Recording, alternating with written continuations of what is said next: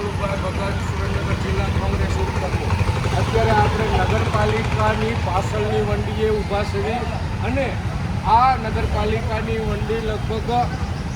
4 વર્ષથી આની આ પરિસ્થિતિમાં પડી છે અને આ રસ્તો લગભગ 4 વર્ષથી આવી રીતે અહીંયા કચરાનો ઢગલો કરે છે અને આવી જ રીતે 4 વર્ષથી જો એમની એક નગરપાલિકાની વંડી રિપેરિંગ ન કરી શકતા હોય તો આ આપણી નગરપાલિકા એને ગામના નગરજનોએ એને પ્રતિ